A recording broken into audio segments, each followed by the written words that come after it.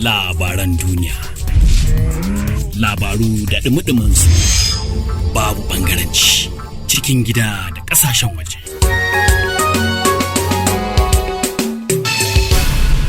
Unity.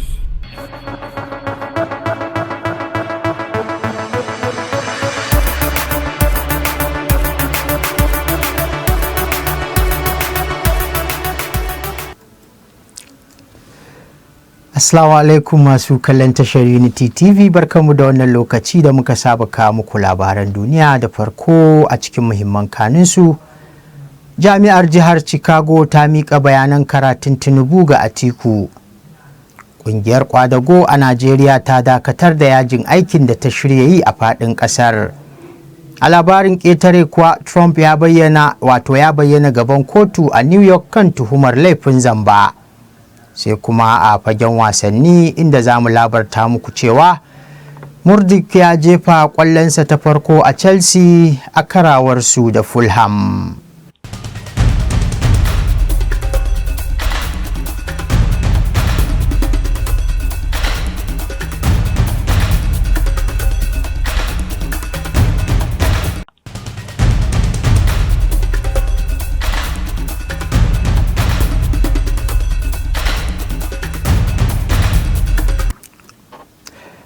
To kanin labaran kenan, yanzu ga cikakkunsu, mai karatu Suleiman Hassan. Jami'ar Jihar Chicago wato CSU a turanci a takaice ta miƙa bayanan karatun shugaban Najeriya Bola Ahmed Tinubu ga abokin hamayyarsa Atiku Abubakar bisa umarnin wata kotu a Amurka. Atiku ɗan takarar shugaban ƙasa na jam'iyyar PDP a zaben Najeriya na ranar 25 ga watan Fabrairu shekarar nan ta 2023 dai ya buƙaci takardun da za su tabbatar da zargin da yake yi wa shugaba Tinubu cewa takardun kammala karatunsa na jami'ar ta CSU na jabu ne. A ranar Litinin, jami'ar ta miƙa wa lauyoyin Atiku tarin takardun da ke da alaƙa da karatun Tinubu a jami'ar ta CSU. Takardun sun kunshi bayanan karatunsa da takardun kammala karatunsa a jami'ar da na shiga da sauransu. Yanzu dai ya rage wa kotu ta duba su ta kuma bayyana wa 'yan Najeriya ina aka dosa. A daren Litinin 2 ga watan Oktobar shekarar nan ta 2023, kungiyar Kwadago ta Najeriya ta amince da dakatar da yajin aiki da ta shirya yi a ranar Talata 3 ga watan na Oktobar 2023. Hakan ya biyo bayan tattaunawar kimanin sa'o'i 5 ne da kungiyar ta Kwadago ta yi da gwamnatin tarayya a ɗakin taro na shugaban ma'aikata na fadar shugaban ƙasa a birnin Abuja.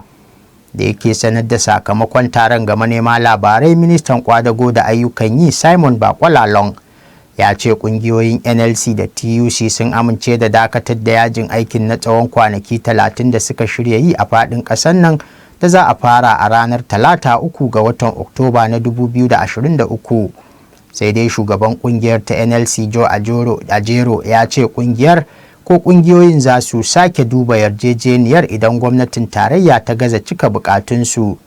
Yarjejeniyar dai ta kuma umarci ministan kwadago da ya duba albashin ma'aikatan jami'o'i da aka hana su na watanni 8 da suka yi suna yajin aiki a kwanakin baya.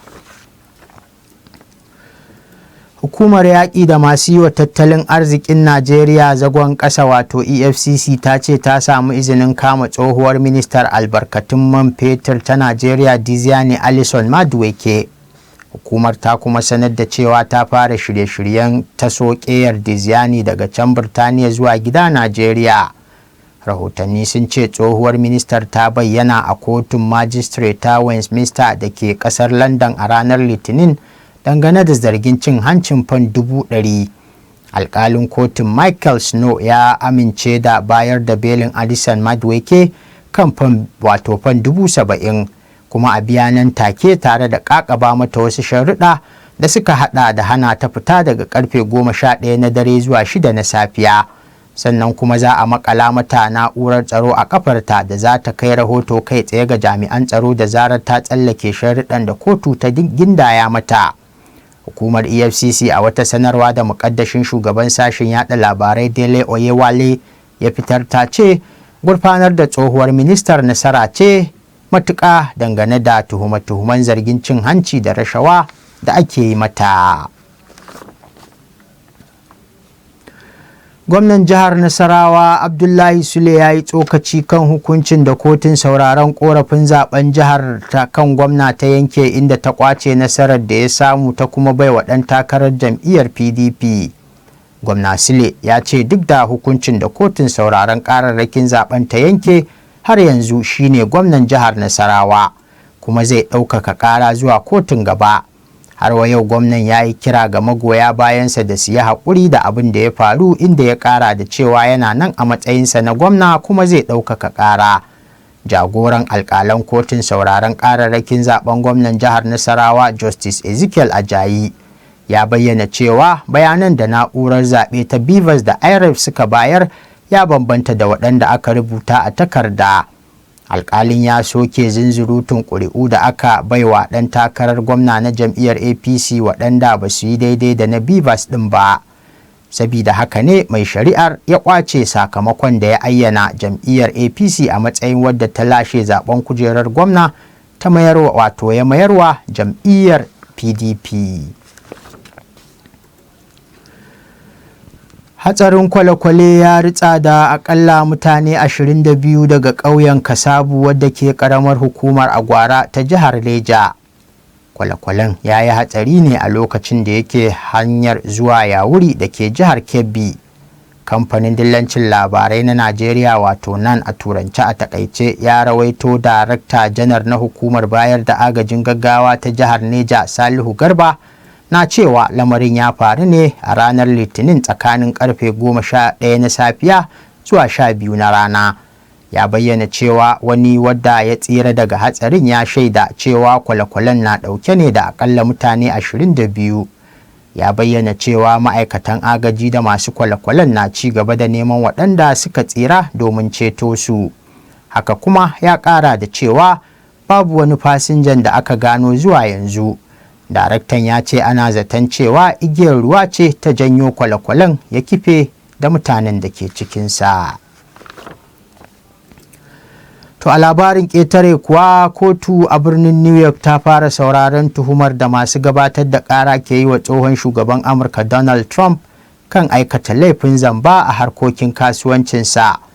Shari'ar dai ta ƙara dagulawa Trump lissafi dangane da yunkurinsa na neman sake ɗarewa kujerar shugabancin Amurka, gami da ƙara yawan tuhume-tuhumen da yake fuskanta a kotuna. A lokacin da ya bayyana gaban kotun ta New York, Trump ya yi amfani da kakkausan harshe wajen caccakar masu ƙararsa da kuma alƙalan da ke sauraron shari'ar, wadda ya bayyana a matsayin bita da kulli mafi muni da aka taɓa shiryawa a tarihin ƙasar Amurka. Babban mai gabatar da ƙara Letitia James na neman kotu ta tilasta wa Trump biyan tarar aƙalla dala miliyan 250 da kuma haramcin kasuwanci na dindindin a birnin New York ga tsohon shugaban da iyalansa.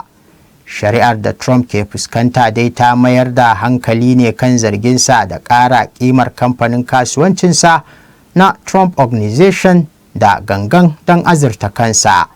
Mai gabatar da ƙarar ta ce binciken da ta gudanar ya bankaɗo yadda tsohon shugaban Amurkan ya wallafa rahoton da ke nuna cewa arzikinsa ya kai dala biliyan 6 da miliyan 100, bayan kuma yana sane cewar dala biliyan 2 da miliyan 600 ya mallaka. Muddin kotu ta samu tsohon shugaban da laifi dai zai iya biyan tara mai nauyi da kuma yiwuwar rasa lasisin kasuwancinsa. To a labarin wasanni kuwa, kungiyar Chelsea ta samu nasara a wasanta na biyu a gasar Premier Ingila ta bana bayan lallasa kungiyar Fulham da ci 2-0 har gida. A yayin wasan, Mikhailo Mudryk ne ya fara jefa kwallo a ragar Fulham, kuma wannan ce kwallonsa ta farko tun bayan da Chelsea ta saye shi kan kuɗi fan miliyan 89 a watan Janairu daga Shakhtar Donetsk. Broja ya ƙara ta biyu a ragar Fulham a karon farko tun watan Oktobar 2022 sakamakon rauni da ya samu a gwiwarsa yayin da Chelsea ta koma matsayi na 11 a gasar Premier. To wannan rahoto na wasanni shi ya kawo mu ƙarshen labaran da muka yi wa mai kallo tanadi a daidai wannan lokaci daga nan tashar Unity TV da ke nan birnin Jos din jihar Plateau a tsakiyar arewacin tarayyar Najeriya. Amma kamar yadda muka saba tunatar da ku kafin mu sallama, za ku iya ci gaba da bibiyar ƙayatattun shirye-shiryenmu domin kallon su a kafafenmu na sada zumunta da suka hada da Facebook, Twitter, Instagram, YouTube da sauransu duk at Unity FM TV. A madadin kowa da kowa, musamman injiniyoyin da suka tabbatar da zuwan labaran kan kwalbar talabijin da wayoyin hannunku, Bashir Musa shine ta ce labaran, ni Suleiman Hassan da na karanto nake mana fatan alheri tare da fatan za a ci gaba da kasancewa domin nishadantuwa da ilmantuwa da kuma nazartuwa da wato shirye-shiryen Unity TV murya cikin nazari. Labaran duniya, labaru da dumi su, babu ɓangaranci, cikin gida da ƙasashen waje.